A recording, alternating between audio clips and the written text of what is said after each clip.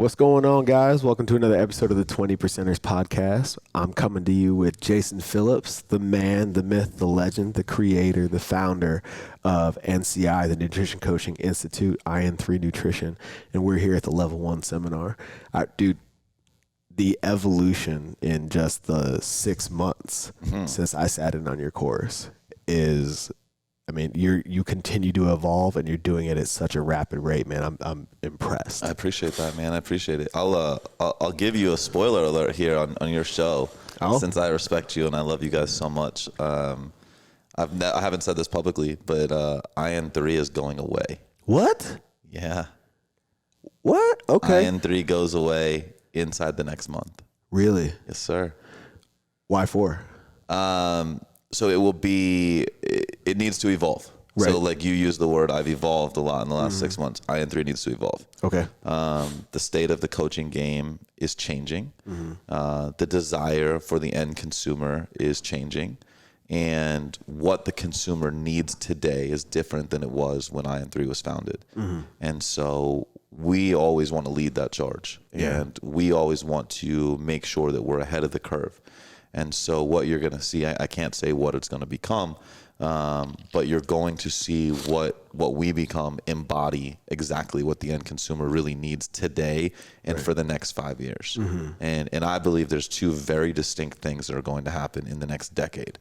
And I think the first 5 years are going to be one set of things. It's going to be more a combination of education and coaching. And then I think like the following 5 years are very much going to be education. Yeah. And so you're starting to see this paradigm shift where, you know, in the last 10 years, individuals were very reliant upon coaches, right? There was no knowledge available. The knowledge that was out there was super confusing. And so they said, screw it, I'm going to go get a coach. Today, I think that, you know, as a whole, as an industry, we've done a pretty good job of cleaning that up, right? I think knowledge is at an all-time high. Yeah. It's definitely still confusing and conflicting, but it's getting better. And so you're starting to see the end consumer wise up and say, I don't want to be reliant upon a coach. I want to learn and I want to DIY, right? I want to do it for myself, and I don't want things that are just done for me. And so you'll start to see the evolution fuse the two. You're going to start to see us have our DFY, you know, our DFY models, done for you models, but we're also going to start providing DIY models. And so, you know, there's certain things that need to be encompassed in that. You know, 5-10 years ago, it was purely nutrition. You know, I talk a lot about this 3-dimensional model, frame, family, finance. And so you're starting to see people be receptive to that model. That's going to come into play. And so it's time to evolve. It's time to take a step forward. But I've never said that publicly. So you guys got the scoop first. Inside scoop. That's what's up. Yep. That's awesome. And I think that speaks to, you open the seminar with, before you dive into the education, the overarching theme of this whole profession is connection. And it seems like you're really, with the evolution and things to come, you're really leaning into that. 100%. I mean, I think if you look at success in any industry, right? And I mean, I look at like the top podcasters, right? I look at, you know, the people that have been able to ascend. I mean, like there's the Joe Rogans that are like the anomalies, right? He doesn't really have to connect with you very much, but like, you know, you look at like Tom Bilyeu that came in and like Impact Theory jumped quick, right? You look at, you look at like anybody, it's all predicated on connection. It's like, how much do you resonate with that message? And then how much can that individual actually reach you? And, you know, listen, like the information is massively commoditized. You know, I mean, there's the digital space it's the Wild West. You know, anybody can put information online, try to sell it, try to promote it as fact. And most of the time it's opinion. And, you know, but that's okay. Like, you know, that's the world we live in. That's the freedom that we have as individuals. And I don't hate on that. But I think that, you know, the natural evolution is people are going to wise up to it and realize it's not always fact. It is sometimes opinion. And they need to understand what they're going to buy into, which is why I think there's a certain level of skepticism in the marketplace today. Oh, yeah, for sure. Right? I mean, I think people have been burned and people have seen things. So to overcome skepticism, you have to earn trust. And you know, the fundamentals of business is know, like, and trust. And so they know you, they probably even like you, but to really earn their trust, I think that comes inside of connection. And right. when you're in that one-on-one coaching journey, you really have to earn trust, because as we talk about in the seminars, like there's some difficult times, man. Like we're playing in an age where there's a lot of damage that has been done from previous dietary protocols, and to fix that, like it's, you know, one of the statements I made yesterday is, you know, somebody comes to me and they say they want to lose weight. And in one extreme instance, I had to take 20 months with an individual to gain weight before weight loss was ever possible. Right? And play that out at a $500 price point every month. That's $10,000. You're going to invest 10 grand with me to gain weight. If I don't earn your trust, you're never walking that journey with 100%, me. Right? Yeah. That only happens through connection. Yeah. You know, that's also something that showed up in the panel on Friday night. Number one, way to go on putting that cast of characters together. That was fun, man. Yeah. Like that was a really good time, outside of me calling you by the wrong name.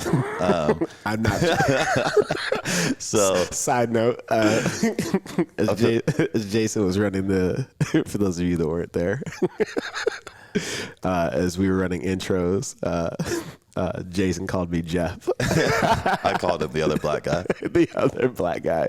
Oh man, miss you, Jeff. But no, but I mean, you kept it rolling, and it turned out to be absolutely phenomenal. The wealth of knowledge, but at the same time, the willingness to sit there as a solid group of consummate professionals that approach this game from so many different angles, to, even if we respectfully disagree with somebody else's point, the thing that was just stood out to me was how we can sit there, agree to disagree, but also acknowledge that which I don't necessarily subscribe to can also exist with that which I believe.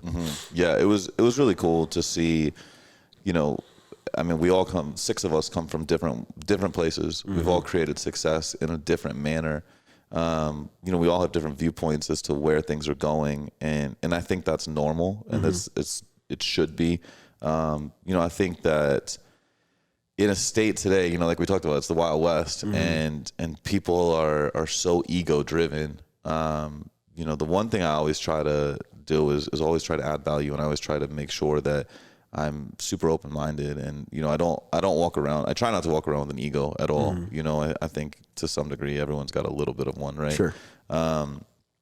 So it's just it was cool to see like the amount of respect, the amount of value, and I believe with everything in me that the people that were in attendance walked out with like, holy crap, like this is the real deal. Like I got a lot out of that. I got a lot of text messages. I got a lot of feedback on social about the experience and how valuable it was. That's dope. Yeah. That's dope. That's cool. I think that, you know, that was the first, and like we said, I mean, it was almost, we definitely didn't have big plans of that becoming like a thing like frequently, but you know, sometimes the best things happen on accident. 100%. Yeah. And that's definitely something we'll be continuing with. So Yeah. I think we'll see a lot more of those in the future.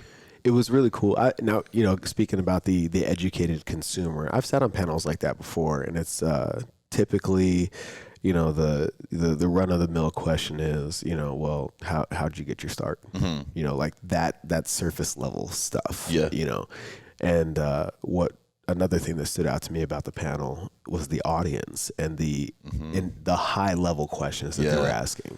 Yeah, it definitely. So I don't know how you are going into events like that. I mean, I think that I never, like, everybody knows if they followed me at all, like I don't prepare for shit, and like I just walk in and it's like, yo, this is who I am, and you're gonna get, you know, I have the ability to turn it on quickly, right? Oh, yeah. And like, and that's one of my just superpowers. Like you can put me in front of a room, I'm gonna turn it on, I'm gonna light you up, and like, so I don't really prepare, but in my head, like I was like, man, like there's going to be sales and marketing questions, because I feel like that's the state, and there wasn't a lot of that. Like there was, it was cool to see. I felt like there was a lot of like personal development / business development type questions. Yeah. Which ironically, I think the panel was perfect for, because I think that's where we've all excelled so much. Like you know, when you look from like yourself to Sam to Jana to Cass to Travis and myself, like the evolution of our success all came from personal development, right? Like we all became better people before we became better business people. Right. And so it was cool to see those questions come out. Now, I don't know if it's like, hey, you followed our journeys and that's why you asked those questions, or like we just ended up in the right spot. Like I don't know which led to which, but it was definitely like very apropos for the situation. And I think that also speaks to the state of the market now. And I think that people are really starting to realize, if you follow any of the six of us, or Von Roth, what's up, brother? Shout out to Strong Coffee.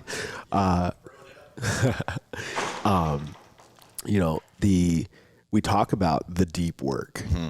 Like if you want to play the long game, you got to fix yourself. You can't fix anyone if you haven't done the work on yourself. 100%, man. I mean, I think that's something that, inside our 3D model, I've dealt with so many successful business owners in the last year and a half, and I don't care if you're making, $20K a month or $200K a month. Like it really doesn't matter. You will burn it to the ground if you suck as a person. Right. Like if you're solely invested in the financial aspect of your business and you're ignoring your own personal health and you're ignoring the connection to other people in your life, you will burn that money to the ground. Like guaranteed. I've watched it time and time again. And I would rather you, if you're making $200K a month, step back and make $150K for 6 months, right? And strengthen your own personal resolve to be physically better, physiologically better, to strengthen the connections in your life. And I promise you that one step back will amplify, and all of a sudden you'll be making $1 million a month. Right. And people don't understand that connection. And I think that, again, looking at the pivot in our company, that's what I need people to understand, because I believe that's the future. And the six of us really exemplified that. Like we're ahead of the curve. Yeah. Talking about making yourself a priority, when that question was asked, what do you do to take care of yourself? Or where do you make time? Everybody had a different answer. And I thought that was so cool, because there's a script out there in the universe, depending on the universe you create online and, who's telling you what. I'm going to get it out of the way first thing in the morning and then devote the rest of my day to everything else. You get it in where it fits in, because, man. You're on the grind. I feel like almost 24/7. You never fucking stop. We got here before 7 a.m. to make this happen today. And you got a full slate ahead of you. And then others are, I'm a buckle down, work on myself, buckle down. And then some people, I don't know how they do it. This is the complete opposite of me. They're like, I get everything done, and then I go take the tail end of my day for that. Yeah, like I mean, and I go through phases. I think like there's times where I'm like, I'm gonna get it done in the morning. There's times where I get my stuff done. And I think that a lot of it is project specific for me too. Like right now, honestly, because I've been on the road so much, my biggest priority is just recovery. And that's something that I feel like so many entrepreneurs, so many people in general overlook. Listen, like, I took the last 2 days off the gym. I had every intention of going to the gym yesterday, but like we wrapped up and I'm like, nope, like I'm just cooked. I got nothing. And in the past, I would have forced myself. I would have been like, pre-workout, let's go. I'll find a way. I'll grind, and 10 shots of espresso, like whatever. And it does you no good because then you start resenting the process too, right? And it's twofold. Like physically, it's just not good for you, but mentally, like you start to resent the process. And last night, grabbed dinner, just got in bed. I think I was asleep before 9 o'clock. Got a full night's sleep, and that's where I'm like, okay, I'm 34. Like I'm getting wiser, right? Finally. Because had you met me 5-6 years ago, you would have met someone that was at the gym at midnight, right? I would have gone back. I would have written. I would have emailed. I would have done whatever I had to do. Right. And I would have literally been like, I'd have been at the 24-hour gym like overnight, and I would have been like, screw sleep. Like you don't need sleep. And, you don't need sleep until you need all the sleep. Right. And it's and I found that out the hard way. I really did. Tell me about that. Man, it's interesting. I think everyone has to grind at some point. Sure. And so I don't want to like say it's not necessary. Shit on the grind. Right. Because I think there's two distinct camps, and I think they're both wrong. Okay. Right. Like I love Gary Vee. Right. He was one of my first influences. I've had dinner with the guy. Like he just man, like I wish I could be him. Like, I really wish I could exemplify more of what he does. But his message is hustle, hustle, hustle. And I think that that's wrong, because I think you only have to hustle until you can scale the hustle, until you can systemize the hustle. Right. And so for the longest time, that was my influence. And, there was a time where, everybody that's heard my story, I was broke, I was overdrawn on my bank account, like I had nothing, like life was at a standstill. And, I figured it out, I moved forward, but I moved forward with hustle, man. Like I was working with 167 clients per day, or at a time, and not per day, but like, I was literally on the phone 16 to 20 hours per day, which is absurd. Sure. Nobody should have to do that. But it was like, whatever. I was willing to do anything. Sure. And I look back now and I'm like, God, if I had tried to sustain that for 5 years, I would be dead. Right. Like not burned out, but probably dead. Sure. And so at some point you realize you have to systemize the hustle. But then there's the systems people that are like, you should never hustle. And it's like, no, that's bullshit too, because you don't get the option to systemize broke. Right? Broke doesn't need to scale and systemize. Right. You only get to systemize when you have a business that requires systems. Sure. So I think that both camps need to come together and understand it's an evolution. It's stacking things on top of one another. It's a process. Right. I'm not going to lie to anybody. Like, business is hard. Yeah. When you get in on the ground level, you got to work and you got to be willing to do things that other people won't. But at the top end of business, you still got to be willing to do things that other people won't. Right. And I think that's a very interesting point to stand on for a little bit, in that, it comes in waves. There are things that are required, and no matter what systems you have in place, there are certain elements of your business that only you can take care of. And sometimes that requires the 24-hour day. Yep. Sometimes that requires 7 days a week. Yep. Sometimes that requires 20 days of the month on the fucking road. Yep. And when those waves hit, are you willing to stand the storm? And that's where a lot of people drop the ball. When you're confronted with whether or not you're willing, like let's say you have a vacation lined up and an opportunity shows up. It's like that hasn't presented itself before. It has established value and you don't know when it's going to show up again. Do you still take the weekend or do you jump on the opportunity? You jump on the opportunity. You know what I'm every saying? Time. That's a no-brainer. Yeah. You know what I'm saying? Yep. But let's rewind though. You don't get to take advantage of the opportunity if you haven't set your life up to take advantage of the opportunity. I agree with that. And so we look at three-dimensional model, right? If you haven't treated the people in your life with enough respect that they know that you need to go take advantage of this opportunity, right? If you're literally hanging by a thread in your marriage, and this, your marriage depends on this vacation, it's going to be really hard to jump on the opportunity. Sure. Because you're about to burn your marriage to the ground. There you go. So if you're living balanced up until this point, you jumping on the opportunity is actually relatively simple. Sure. And so I think that it's, we can't look at it as a solo event, because the decision you're going to make in that solo event is 100% predicated on what you've been doing leading up to that. Right. Yeah. And so, you could physically be burning the candle at both ends and you're like, I need this vacation. So all of a sudden it's difficult to jump on the opportunity. Right. But if you've been handling your body and your physiology in the right way, then all of a sudden you don't feel like you need this vacation and you're like, all right, let me jump on this opportunity and I'll reschedule my vacation. Yeah. So yeah. I think that's where, so many people they get to this point where it's like, I need that. And it's like I'm going on vacation Thursday this week, I'm going out to the Bahamas. And, one of the things is, if an opportunity jumped up Wednesday, number one, the people in my life would understand. And number two, I would I'm not wrecked to the point where I'm like, I have to go lay on the beach for 4 days. I would do it. And I, it would suck because I'm really looking forward to this. But listen, at the end of the day, my team will tell you I'm triple committed to making sure this shit happens. Sure. And, it's crazy that you say, the things that you have to do in business. One of the things I'm trying to figure out is how do you duplicate your superpower? And because that's the crazy thing to me, right?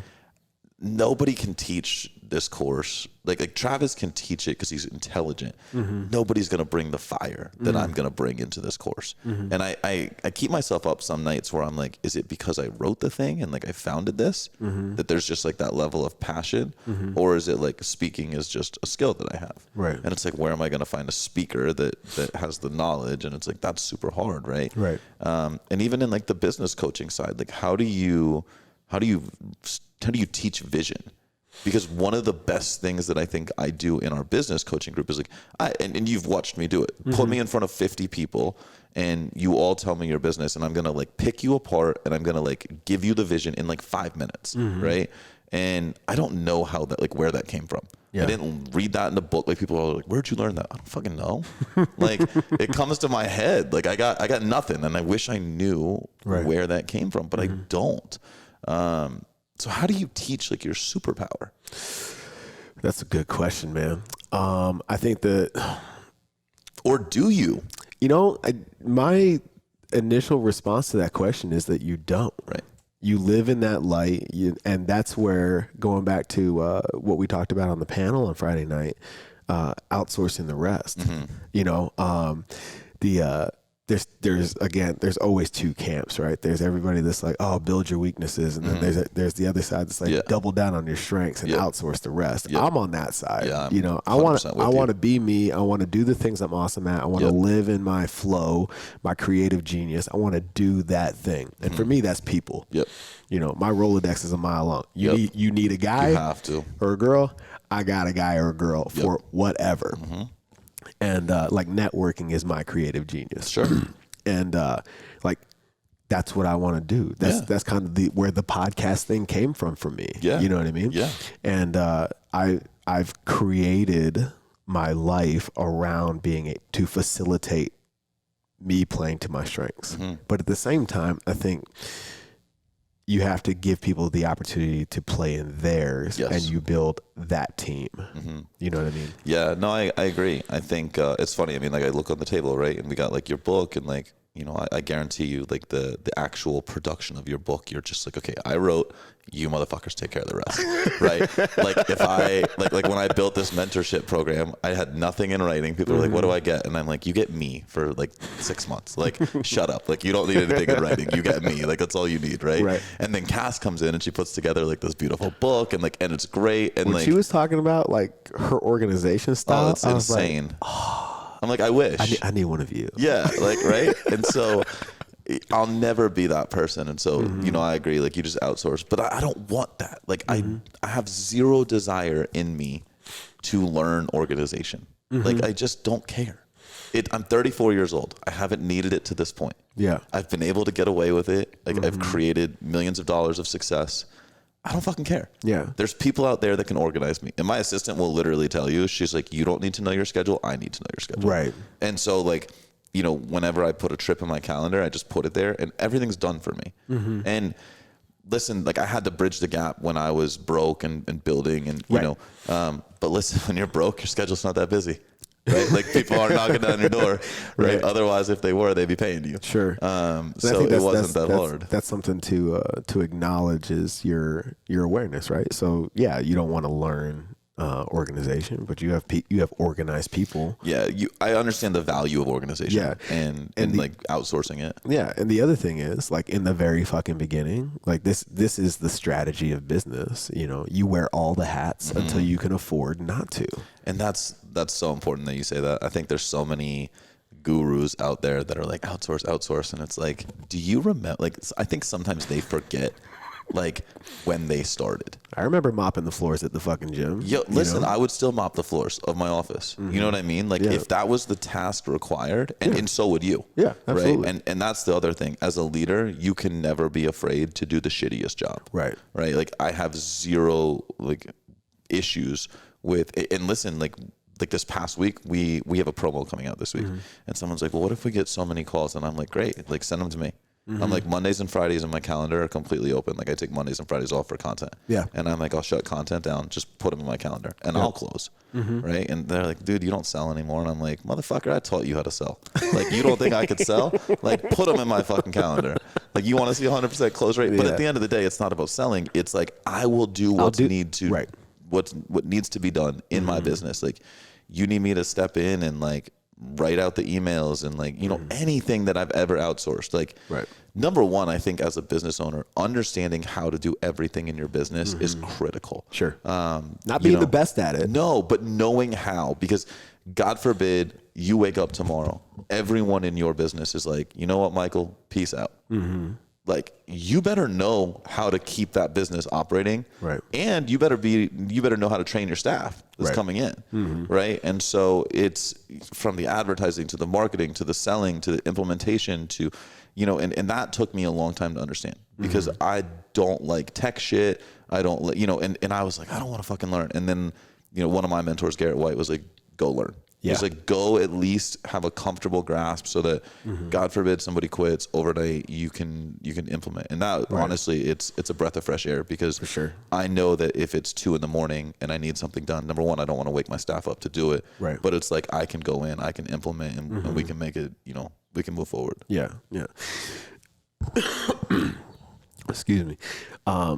The evolution that you've made up to this point, has it, you talked about vision earlier, has it always led to this? Like, does it, when 5 years ago, when you were negative 500 and you know, you were about to compromise the streak. The streak almost ended. Yeah. If you don't know about the streak, my man Jason has had what, 5 shots and 6 Splenda. That's today. Normally it's just a regular marathoner, but we go 5 or 6 shots on certain weekends. You've hit Starbucks every day for, we're now 6+ years. 6+ years.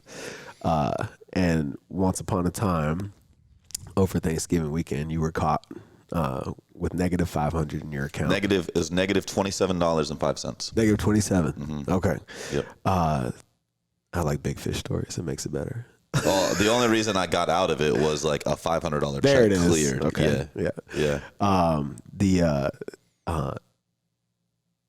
You know, and you've been on the hustle ever since. I feel like that was in your words, your get your shit together moment. Yeah. When you made that decision to just get on it, does it look, as we sit here today, is this what it looked like? No. Like I had zero vision of this. Like in moments of despair like that, vision only comes one step at a time. And so, you know, it's in that moment I knew one thing. I knew I had one gift to bring to the world, and that was to help people. And I literally was at rock bottom, and I was like, it cannot get worse. So I can either go back to the life that I hate, which is the corporate grind and probably getting fired from 10 more jobs, or I can just go help people and see if I can make money doing it. And so I went home from that trip, and, you know, with very little money to my name at that point, and was like, I'm just gonna help people and see what comes of it. And it was a very pure mission to help as many people as possible. I never in my wildest dreams thought that action would lead to millions of dollars in revenue, right? Like, never. And it was rooted in impact. And this is why we always tell all of our business coaching clients, impact over income, because I led with impact, and the income came. And so now, you know, full transparency, where we're at scale, you have to think about income. Right? You have a staff, you have things you have to pay for, but we always, like, internally we check each other. And when we say something and we talk about the potential revenue from it, someone's like, what's the impact of that? And that's what I love about the culture I've built. My team will literally be like, how is that helping somebody? Right? And that's dope. Yeah. Because this was never the vision. I think as you evolve, you gain more vision, you gain more clarity, you see things, you see more opportunity, which, as I said in the panel on Friday, is a gift and a curse.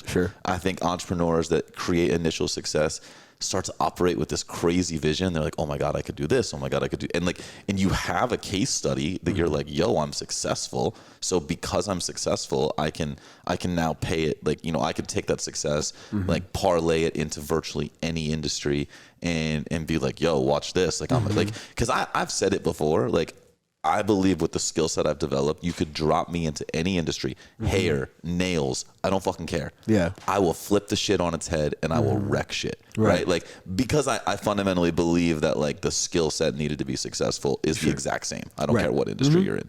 I've heard multiple, like a lot of investors think that way. Yeah. And I think that you have to, because you literally see a very like binary system. Yep, absolutely. Right. It's a series of yeses and nos. And so I don't think it's that difficult once you get there. So no, man, like I don't think it was the vision, but each piece allows me to operate with a little more vision. Yeah. And here we are today. Like, if you would have asked me 3 months ago, are you going to shut down IN3? I would have said no. Sure. But I woke up, like, dead serious, bro. I woke up like 2 weeks ago with this thought, and I'm like, and I'm very much like, I don't want to say I have voices in my head, but like, I kind of do. I'm kind of fucked up, right? Like, I'm kind of weird like that. Like, I woke up and I had a voice, and it said, this is what you need to do. Yeah. And I act on shit like that. Like, I if you ask my team, one of the things, I got up their ass on Thursday, and they'll tell you, I very much live by ready, fire, aim. And I told my team, you're aiming too much.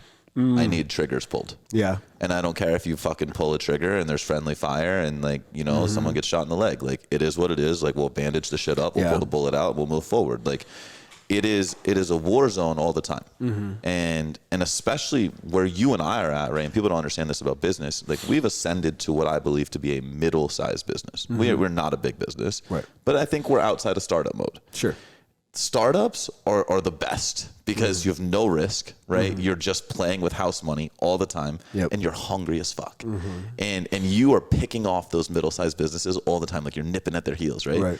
But in the middle size, you've got the startups nipping at your heels, but you've got the big businesses that are ready to pounce on you, and they can outspend you, and they can outwork you because they just have the manpower. They've got the scale. And so that middle ground sucks, right? Like, it is the worst place, and you either need to get there and decide that you're going big, or you need to like shrivel up and go small again. Right. I don't want to go small. Sure. So I want to fucking evolve quickly. So I told my team, I'm like, listen, if we're going to fucking be on this battleground and like we're going to live there, we're not just going to have like these massive guns in our hands and not pull the triggers. Sure. Like, we're pulling triggers. Right. And it might be wrong. That's okay. Right. Like, you can fix wrong. You cannot fix not done. Right. Right. And so I'm very much on like action. And so I'm huge on that. Because that's very ballsy to empower your staff that way and give them the freedom to fuck up. Yeah. Right? Yeah. How long did it take you to build that trust? A long time. Yeah. Because from the top down, right? And I've experienced this in my organization. When you say that, they're like, do you really mean it? Like, oh, no. Like, my staff knows now I mean it. Right, because they respect you enough that they don't want to fuck up for you. Exactly. Yeah.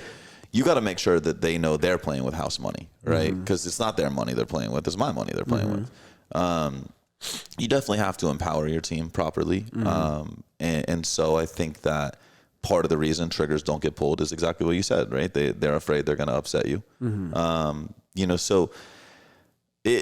I'm a control freak, in case anybody can't figure that out. Like, and so, when I had all these clients, so my CEO now started as my personal assistant, and I was paying her $500 a month. Like, it was super low key. Like, I had no clue like what I was getting into, and it was she literally had to come in and take things from me. Yeah, like, I wouldn't outsource. Right. And so finally she was like, I'm doing this. Yeah. I'm doing this. And like, that's why I knew it was always going to work with her. And that's why she's the CEO of my companies. Yeah. Right. Like, she literally, so I have a parent company, Jason Phillips Industries, and then I have different companies underneath that. Yeah. She is the CEO of Jason Phillips Industries. And so she, that was how it happened. I didn't do it. She just made it happen. Right. But that's what allowed the trust to happen. Yeah. That's what allowed, like, you can come in. that's what allowed like the trust to evolve, because I watched, hey, somebody's not going to fuck with my money. Somebody's not going to fuck up my company. And it was kind of like trial by fire, to be completely honest. I had to learn, because I had been burned by my assistant before, who completely fucked up. Right. And so like, you know, and the same as like scaling coaching, you know, I think I told the story before, like I hired Brandy as my first coach. If she didn't do a good job as a coach, I would not be here today. 100%. Because the first person that works for you sets the tone. And if she had completely shit the bed, do you think I would really be willing to outsource clients under my own name to get results and have a team of fuck ups? Like, no. So like, seriously, I'm forever indebted to her. Like she's an amazing person, amazing coach. She's been loyal to my brand forever. And so it's I'm massively thankful for the people that stepped up and did that. And more credit to them as the employees than me, the leader. Right? I think they've made me the leader I am today. Oh yeah, absolutely. But at that time, I suck shit as a leader. Dude, I tell you, that's so dope that you say that. Because, you know, when we were, you know, rated the #1 CrossFit box in America in 2017 by Men's Journal, like I wasn't coaching a shit ton back then. That's not a testament to me. You know, when you look at our Google reviews and stuff like that, they might mention me once or twice, but it's, you know, it was Caleb, it was Caitlin, it was Daryl, it was Laura, it was Nate, it was Allie. You know, it's not about me anymore. It's not about you anymore. Like we have transcended that impact down the line, you know, and like you said, like I'm forever indebted because I put it together, but I didn't do it. 100%. You know, 100%. I mean? Like you're the glue that will always hold it together, but you're not the one applying every day, and you can't be. Like you just cannot be. Like if all those reviews had my name on them, if you had to be the one doing it, you're in trouble. Totally. Like, I would. But no, you would not be building a business. You'd be building a job that has a very short shelf life. Absolutely. So I'm ultra impressed with everything that you put together, man. I appreciate that, man. The principles that I stand on for 20 percenters, you know, focus on what matters: health, wealth, relationships, and time. That's it. And how to establish, you know, balance if there is such a thing.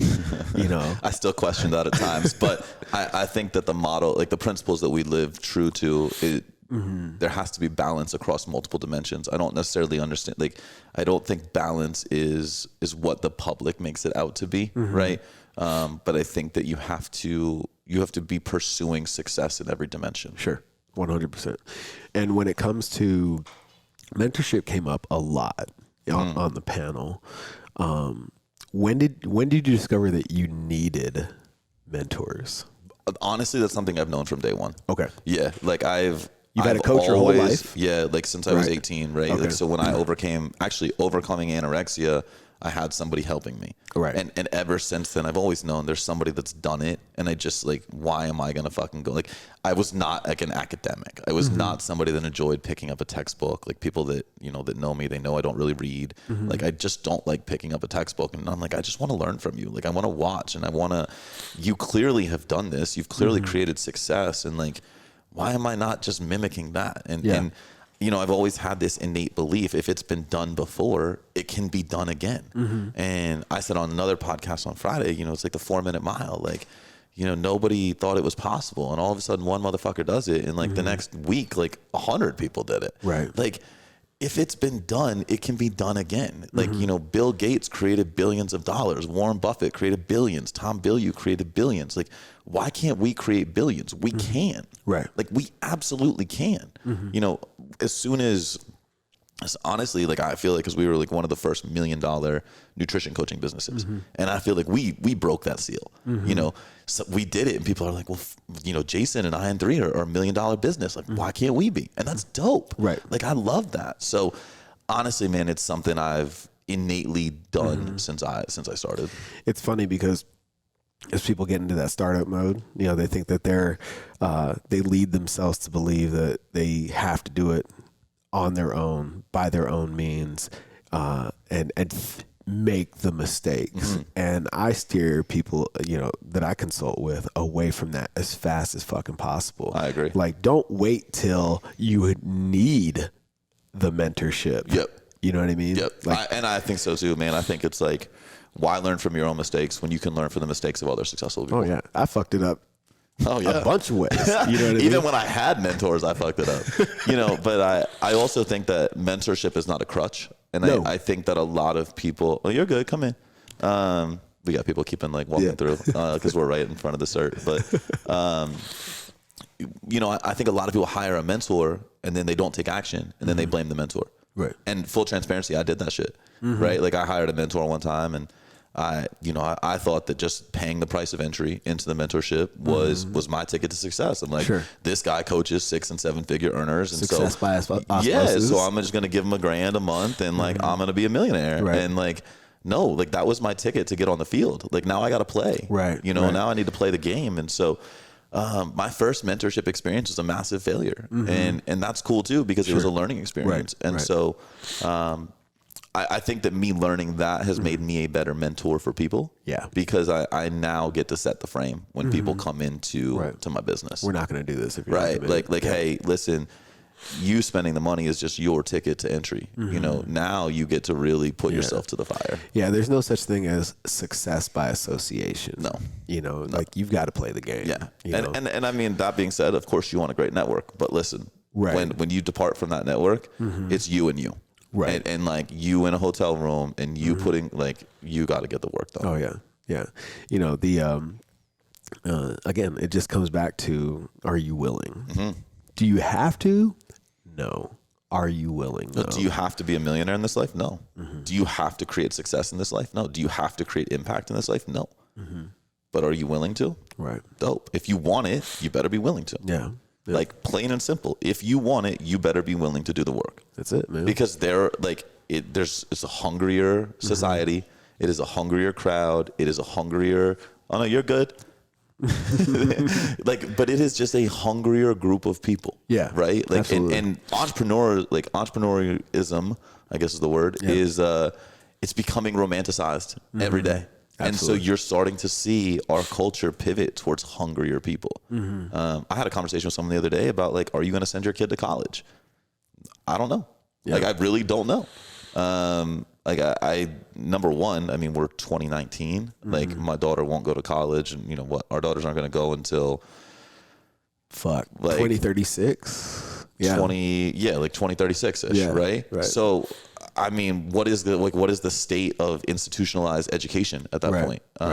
It might be completely different at that point. So, it's not even something I run through my mind at this point, but I think it's going to be completely different. So, and it's just a paradigm shift that's happening in the world. Yeah, I mean, with the access to information, the access to education, And I hope that we're leading that charge. Like, I really do. I really hope that, like, if there's going to be this shift, that we can show people from real life experience, this is how you get there. Right. And that's kind of cool. Like, that's exciting. Sure. No, absolutely. And I think that the exposure to the way that we've done it, I mean, we've been to school, and then we went on and created. It's not that education isn't valuable, but it's not always necessary given education in another direction. 100%. Completely agree. It doesn't have to be school, but you still need to get smart. You got to get smart, right? Yeah. I think that's a great way to say it. You got to get education at some point, right? Yeah. Whether it's real life, like whether it's School of Hard Knocks, whether it's university, whatever. I mean, I look at my degree in health and human performance, my undergrad, as a trade. You know what I mean? Like, I'm a huge proponent of learning a trade. Yeah. You know what I mean? Like, I can start this thing over with my skill set 10 times if I had to. You know what I mean? Because like I said, I have a trade. And that's the thing. Like, it's not going to business. You literally could strip it all from me and I could be successful in 6 months. Right. Like, I firmly believe that. Yeah. And that's the most comforting thing I have. It's also what allows me to play with the freedom that I play with. Right. Like, a lot of people are like, man, you make some ballsy moves. And I'm like, sure. Like, but I've got ultimate freedom. I just, that self-confidence, that self-awareness, that knowledge of like, we can do anything. And it's more of a belief, right? Sure. Like I firmly believe we can do anything we want. And honestly, like, you know, we're going to walk in, there's 30 people in the room. They can all do anything they want. Right. If I, at the end of the weekend, can empower them to believe that and truly, like, in their heart believe it, Right. not like say it and like half-ass it, but like, Right. you know, deep, like inside, bro, like that's it. You're unstoppable. Like the game changes. Yeah. It really does. And no amount of money will instill that. No amount of success will instill that. Like that's that. Because a lot of people get successful on a house of cards and they go to bed every night worrying, like, when is it going to go away? So it's not a tangible thing. Like Right. it's very much an intrinsic thing. And you've heard that from the guys and girls out there that have fucking lost it all, Yeah. only to rebuild it Yeah. faster than it took them to Yeah. build the first thing. Absolutely. You know, so Because a lot of times you build on something that's completely flawed, and I've watched it, right? Yeah. I've partially done it at times, right? Like you build on a flaw, that's okay. Oh, yeah, there's absolutely. nothing wrong with that. Yeah. I mean, listen, if you built success once, you have the tools, Right. Right? Like Yeah. you just need to make sure you're using them the correct way. Yeah, it's not mistakes; they're lessons. You Yep. know what I mean?